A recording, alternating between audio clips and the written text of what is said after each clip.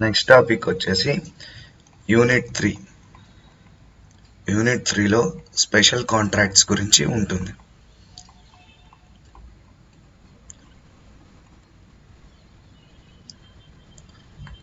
Special contracts దీంట్లో ఏమున్నాయి?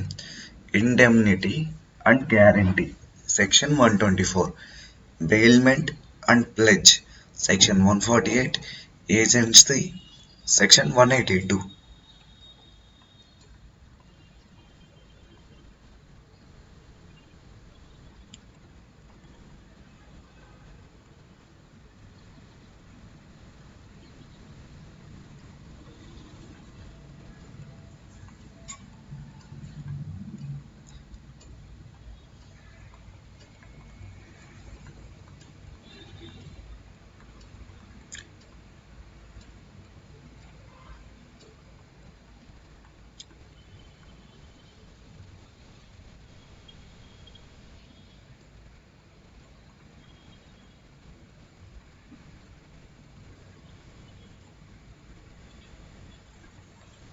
అలానే దీంట్లో ఫస్ట్ టాపిక్ వచ్చేసి కాంట్రాక్ట్ ఆఫ్ ఇండెమ్నిటీ.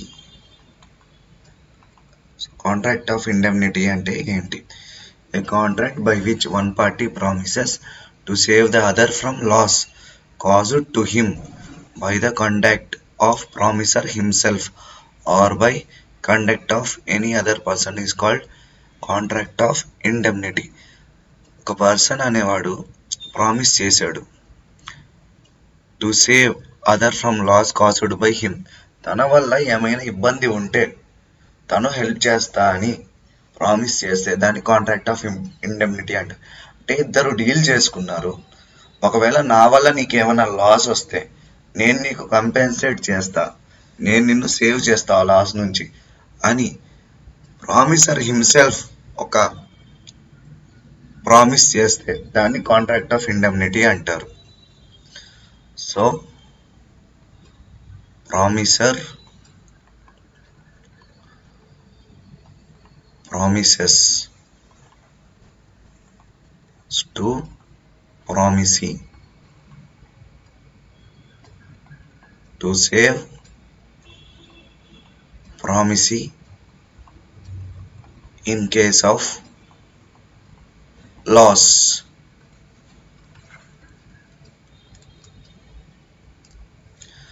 అలానే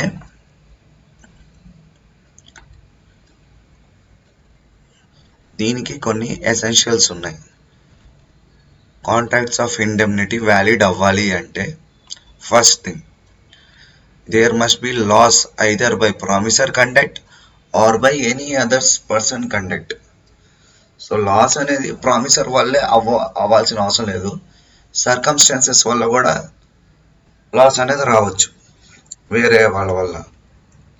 contract may be expressed or implied.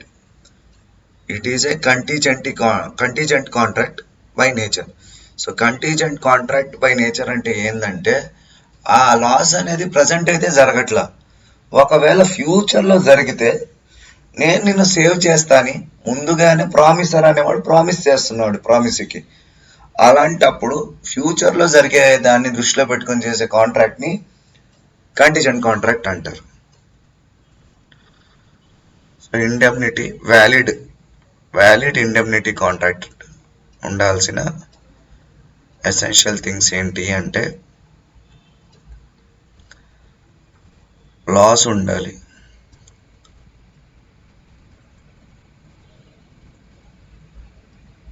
అలానే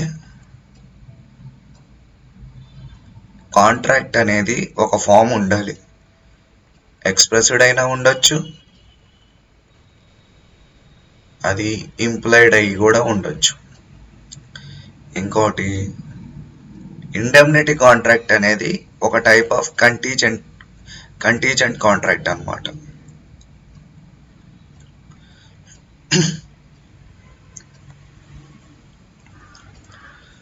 rights of indemnity holder.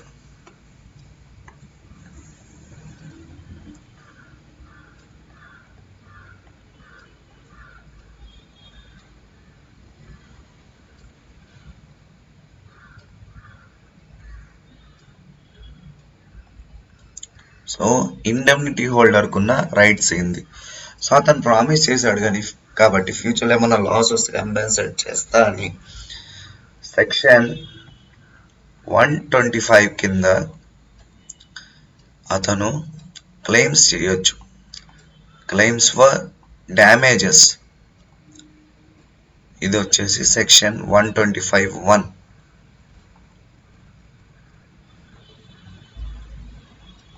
Claims for cost suit section 125(2).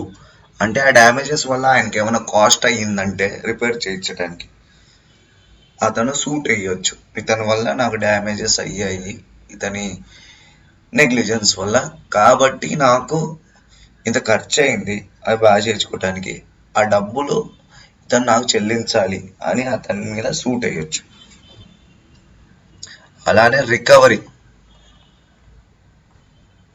Recovery of sums paid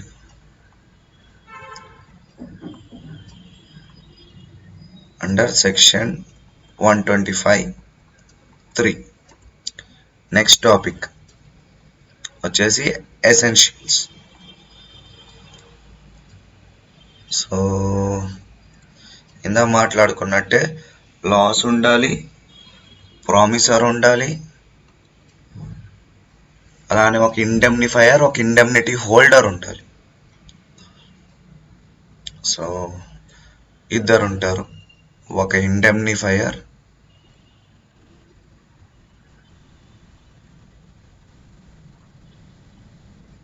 plus ఒక indemnity holder.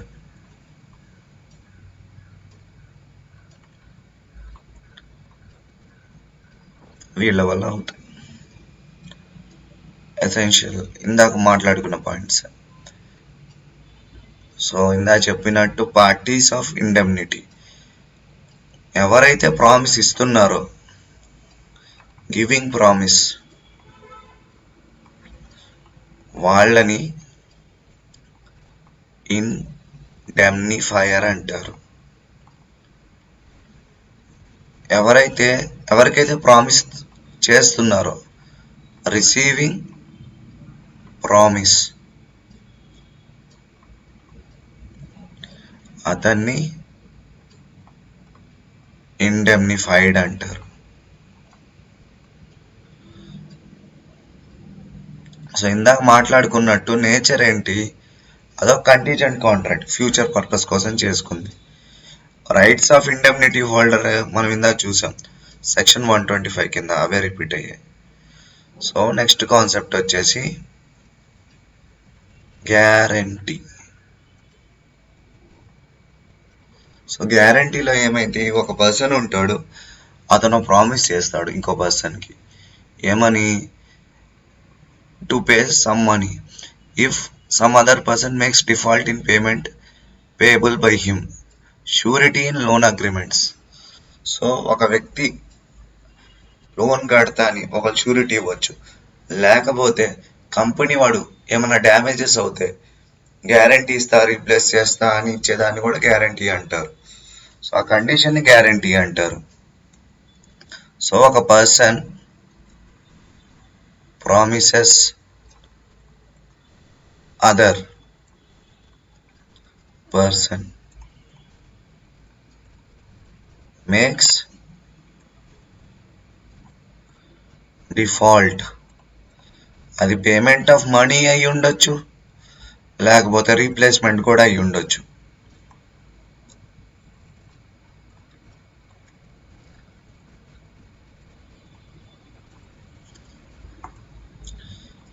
Types of guarantee వచ్చేసి 2 types ఉన్నాయి. గ్యారంటీలో first type వచ్చి specific guarantee, next type వచ్చి continuing guarantee. ఇది single ట్రాన్సాక్షన్కి.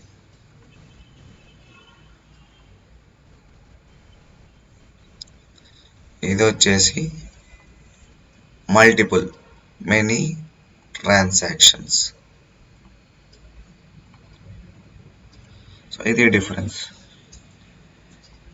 కాకపోతే దీనికి ఒక టైం లిమిట్ అనేది ఉంది, టైం పీరియడ్ ఉంది.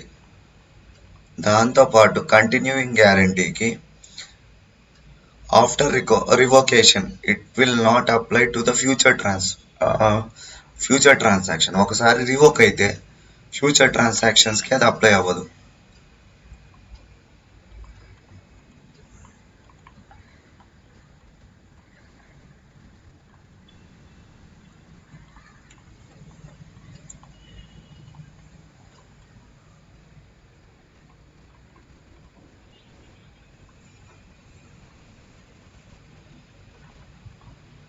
It remains applicable for past transaction. Only past transactions ke applicable.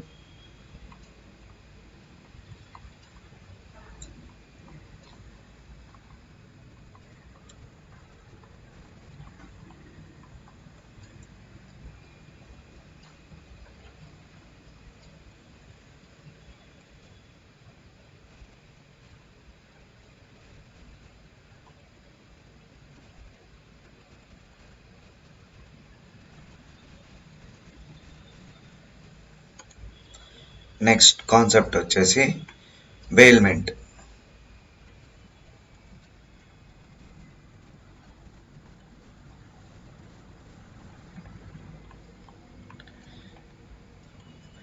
Bailment అంటే ఏంటంటే delivery of goods by one person to another for some purpose. They shall be return according to the directing of person delivering them. So ఒక person ఇంకో పర్సన్కి goods delivery చేస్తా అన్నారు, దాన్ని మనం bailment అంటాం. అయితే అవి అతని దగ్గర పెట్టుకోవటానికి కాదు, అవి రిటర్న్ చేయాల్సి వస్తుంది ఒక్కొక్కసారి according to the direction of person delivering them. So bailment అంటే delivery of goods for some purpose. అయితే దే షెల్ బి రిటర్న్. ఎవరు అడిగితే రిటర్న్ చెయ్యాలి? ఎవరైతే డెలివరీ పార్ట్నర్ ఉన్నాడో, like by directions of person delivering them.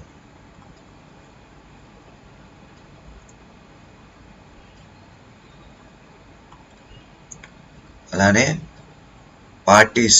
So బెయిల్మెంట్లో ఉన్న parties ఎవరంటే ఎవరైతే డెలివర్ చేస్తారో అతన్ని బెయిలర్ అంటారు, ఎవరైతే తీసుకుంటారో వాళ్ళని బెయిలీ అంటారు. So same goods to be return but form of goods may be change, మారి ఉండొచ్చు. లైక్ నేను ఒక అతనికి క్లాత్ ఇచ్చా, లైక్ టెక్స్టైల్ ఇచ్చా. క్లాత్ని అతను ఒక షర్ట్ చేసి నాకు తిరిగి ఇచ్చేసి. సో ఇక్కడ బెయిల్మెంట్ అనేది జరిగింది. నేను అతనికి గూడ్స్ డెలివరీ చేశా, అతను దాన్ని మార్చి నాకు తిరిగి ఇచ్చాడు.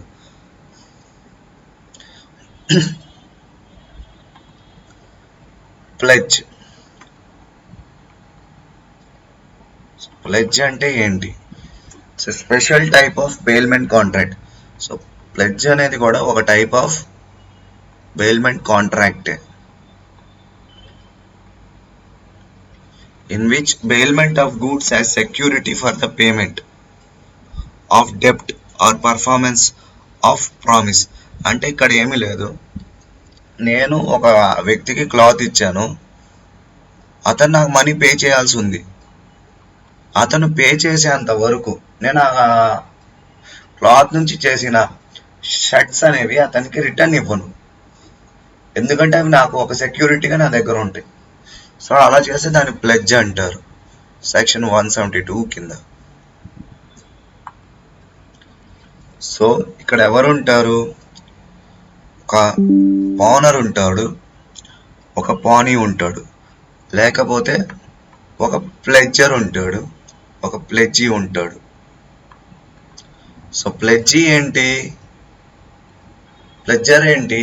ఇతనికి ఇస్తాడు, ఇచ్చి నువ్వు నాకు కంప్లీట్ చేసి రిటర్న్ ఇస్తే నేను నీకు డబ్బులు ఇస్తా అంటాడు. సో ప్లెడ్జ్ దాన్ని యాక్సెప్ట్ చేస్తాడు అంతే.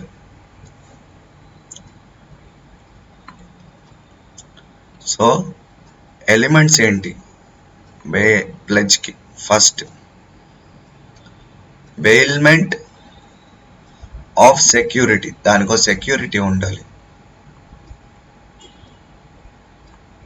గూడ్స్ ఉండాలి, డెలివరీ చేయాలి కదా, ఆ గూడ్స్ని డెలివరీ చేయాలి. ఆ డెలివరీ ఎలా చేయాలి అంటారే, కాంట్రాక్ట్ చేయాలి.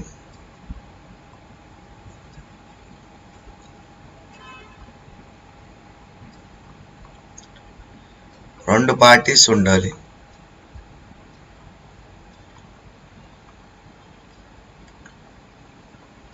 ఫ్రీ కన్సెంట్ ఉండాలి.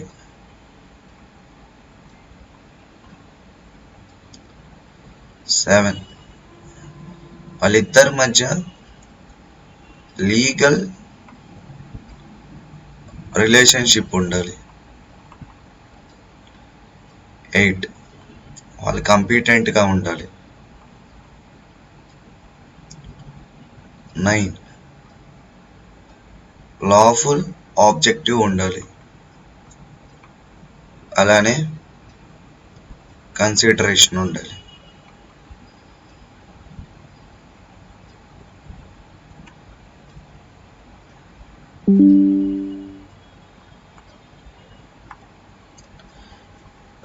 Essential elements of contract of agency. So ఇప్పుడు మనం మాట్లాడుకునేది దేని గురించి అంటే ఏజెన్సీ గురించి. సో ఏజెన్సీలో ఎవరు ఉంటారు? ఒక ప్రిన్సిపల్ ఉంటాడు, అతని కింద ఏజెంట్స్ ఉంటారు. అగ్రిమెంట్ అయి ఉండాలి ఏజెంట్కి ప్రిన్సిపల్కి మధ్య. అది కాకపోతే అది కాంటాక్ట్ అవ్వాల్సిన అవసరం లేదు. కన్సెంట్ అనేది ఇది ఎలా ఉండాలంటే ఫ్రీ కన్సెంట్ ఉండాలి.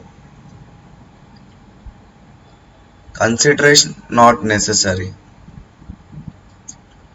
కన్సిడర్ చేయొచ్చు చేయకపోవచ్చు.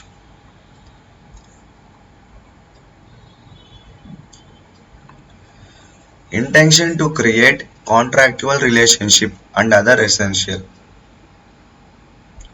సో కాంట్రాక్చువల్ రిలేషన్షిప్స్ చేయాలనే ఒక ఇంటెన్షన్ ఉండాలి.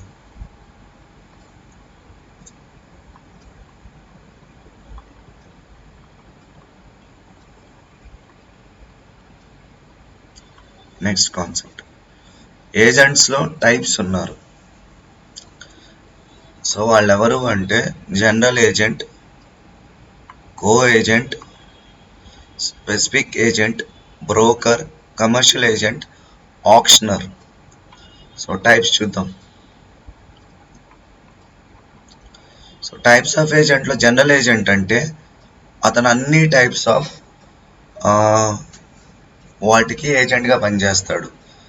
వెహికల్కి చేస్తాడు, హౌసింగ్కి చేస్తాడు, అన్నిటికీ చేస్తాడు అతను జనరల్ ఏజెంట్. కానీ స్పెసిఫిక్ ఏజెంట్ స్పెసిఫిక్గా ఒక ఏరియానే చూస్ చేసుకుని వాటిలోనే చేస్తూ ఉంటాడు. కో ఏజెంట్లో ఏమైందంటే ప్రిన్సిపల్తో పాటు ఏజెంట్ అనే వ్యక్తి కూడా ఈక్వల్లీ పవర్ఫుల్ అయి ఉంటాడు, లయబుల్ అయి ఉంటాడు. బ్రోకర్ అనేవాడు ఏం చేస్తాడంటే ఒకరికి సంబంధించింది ఇంకోళ్ళకి అమ్ముతాడు ఫర్ కమిషన్. కమర్షియల్ ఏజెంట్ ఏంది అంటే అతని దగ్గరికి ఎవరన్నా వస్తే అమ్మి పెట్టమని వాటిని అమ్మి వాటి నుంచి కమిషన్ తీసుకుంటాడు. ఆక్షనర్ అనేవాడు ఎవరంటే వేలం పాట వేస్తాడు. వేలం పాట వేసి బిడ్ ఎక్కువ అయ్యేటట్టు చేశాడంటే దాంట్లో ఇంత పర్సెంట్ అతనికి డబ్బులు అనేది చెల్లిస్తారు. సో వీళ్ళందరూ different types of agents. So ఈ ఏజెంట్స్కి కొన్ని డ్యూటీస్ ఉన్నాయి. ఆ డ్యూటీస్ ఏంటి అంటే follow instruction of principal, conduct business with care and skill, not to make secret profits, communicate with principal in case of emergency, not to delegate duties, avoid conflict of interest, not to set advertised title, to be liable for misinterpretation or fraud, to compensate for neglect and misconduct. So first ఏంటంటే principal చెప్పిన instructions అన్నీ agent అనేవాడు follow అవ్వాలి. Follow principal. Next అతని duty ఏంటి అంటే ఈ business అనేది కండక్ట్ చేయాలి. ఎలా? With care and skill. Next, not to make secret profits.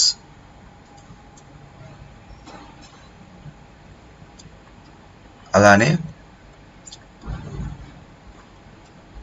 In case of emergency ప్రిన్సిపాల్తో కమ్యూనికేట్ అవ్వాలి.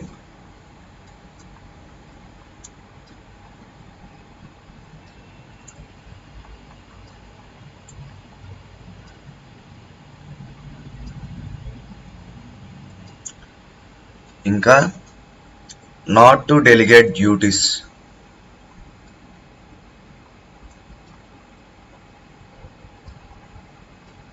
అతని డ్యూటీస్ వేరే వాళ్ళకి ఇవ్వకూడదు.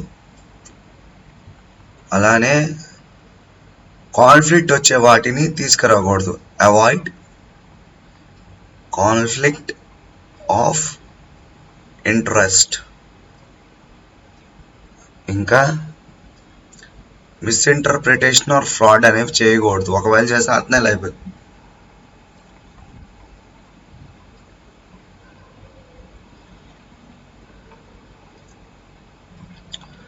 Last point, compensate neglect. అతని నెగ్లిజెన్స్ వల్ల ఏమైనా ప్రాబ్లం వచ్చిన, అతని మిస్కండక్ట్ వల్ల దాన్ని ఏజెంట్ అనే వ్యక్తే కంపెన్సేట్ చేయాలి. అయితే ప్రిన్సిపాల్కి కొన్ని రైట్స్ ఉన్నాయి. ఆ రైట్స్ ఏంటి?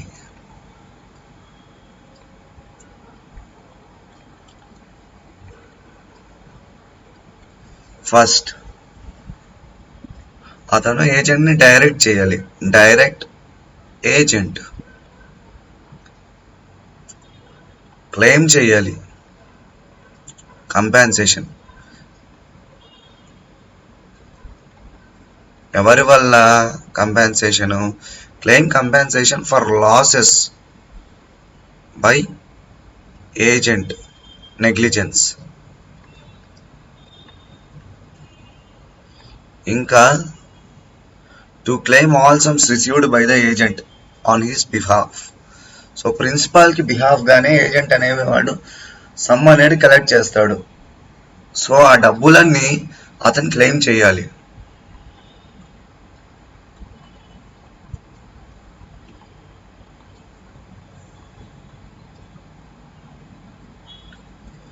అలానే ఎంపవర్ అండ్ మోటివేట్ చేయాలి.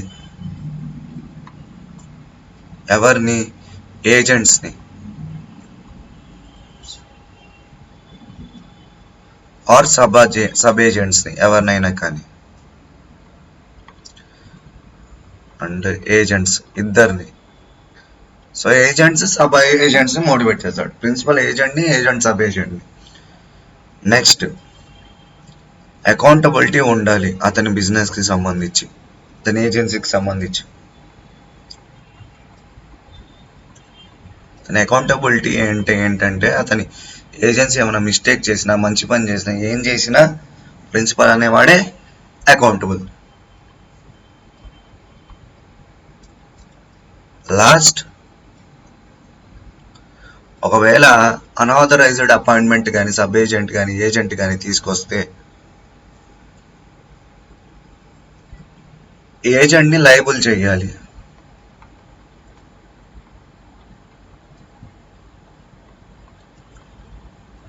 ఫర్ unauthorized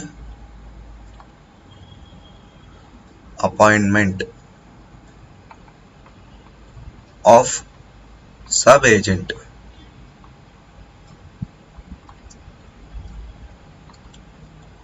ఇంకా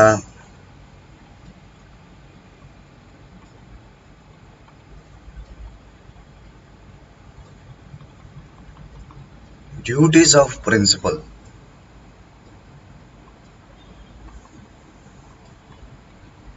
డ్యూటీస్ ఆఫ్ ప్రిన్సిపల్ ఏంటి అంటే pay remuneration to his agent. So అతని దగ్గర పనిచేసే ఏజెంట్స్కి పే చేయాలి.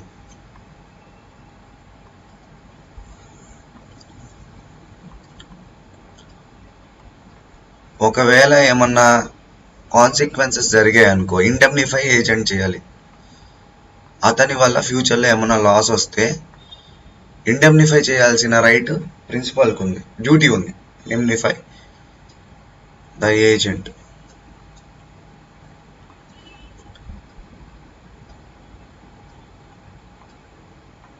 To indemnify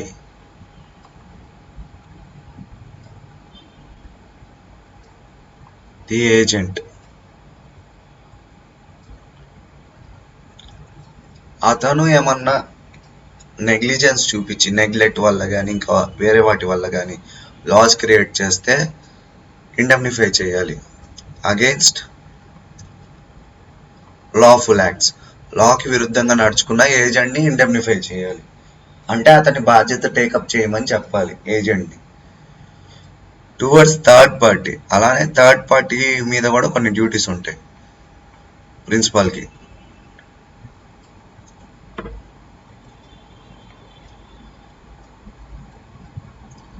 duties of principal on third party. Third party మీద ఏముంటాయి అంటే first thing to pay remuneration to his agent. ఇవంతా అయిపోయింది కదా. Scope of authority. Misinterpretation of fraud of his agent in the course of his employment. To be bound by notice given to the agent. To be responsible for the contracts entered in to buy agent through his name not disclosed. So third party అనే వ్యక్తి కూడా ఒక్కొక్కసారి ఏం చేస్తాడంటే ప్రిన్సిపాల్కి సంబంధించినవి advertise చేస్తాడు. చేసినప్పుడు వాడు చేసిన మిస్టేక్స్ కూడా బాధ్యత, అథారిటీ ఎవరి దగ్గర ఉంటుంది? ప్రిన్సిపల్ దగ్గర ఉంటుంది.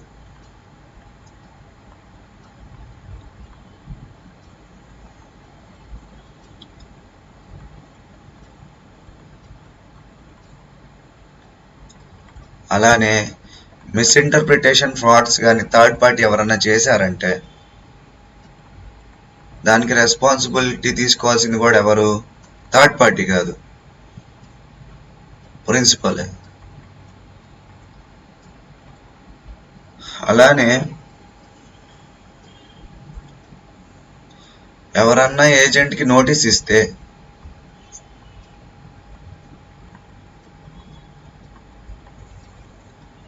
ఆ నోటీస్ ప్రకారం బౌండ్ అవ్వాల్సింది ఎవరు? ప్రిన్సిపలే. ఇంకా థర్డ్ పార్టీస్ తీసుకొచ్చిన కాంట్రాక్ట్స్ లేకపోతే ఏజెంట్స్ ద్వారా వచ్చిన కాంట్రాక్ట్స్ ఏవైనా కానీ రెస్పాన్సిబుల్ ఎవరు? ఏజెంట్, అదే ప్రిన్సిపలే. Responsible for contracts of agent. Agent కాదు, ప్రిన్సిపలే. సో కంపెనీ అనేవాళ్ళు రెస్పాన్సిబుల్, ఏజెంట్స్ రెస్పాన్సిబుల్ కాదు. Agents are like middle men, వాళ్ళదేం లేదు. సో టైప్స్ ఆఫ్ ఏజెన్సీస్ ఏంటి?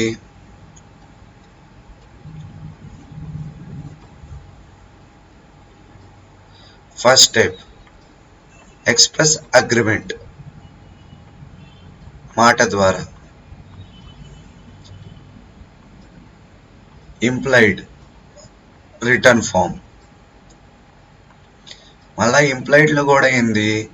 అగ్రిమెంట్ బై ఎస్టాఫల్,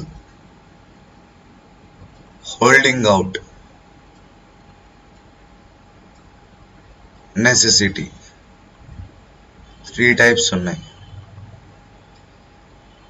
సో దీంట్లో ఈ ఎస్టాఫల్ అనే దాన్ని చూద్దాం.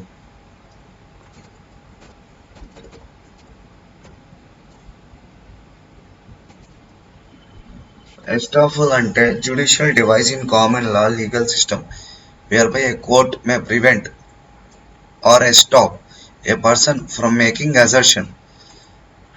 సో కోర్ట్ అనేది ఆపొచ్చు, హోల్డింగ్ అవుట్, వాళ్ళు హోల్డింగ్ చేస్తున్నారు బై నెసెసిటీ. రాటిఫికేషన్ అంటే ఏంటి, ఇక్కడ మీనింగ్ చూద్దాం.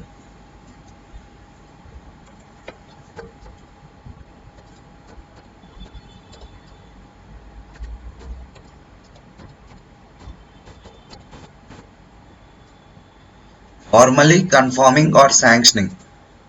సో ఏజెన్సీ ఫార్మల్లీ కన్ఫర్మ్ చేయటం కానీ దాన్ని శాంక్షన్ చేయటాన్ని రాటిఫికేషన్ అంటారు. ఇంకా ఆపరేషన్ బై లా, ఒక లా ద్వారా ఆపరేట్ అవుతూ ఉండొచ్చు ఏజెన్సీ, లైక్ యాక్ట్స్ ద్వారా కానీ పార్లమెంట్ ద్వారా కానీ కొన్ని ఏజెన్సీస్ని ఎస్టాబ్లిష్ చేయొచ్చు గవర్నమెంట్ కూడా. దీంతో థర్డ్ యూనిట్ కంప్లీటెడ్.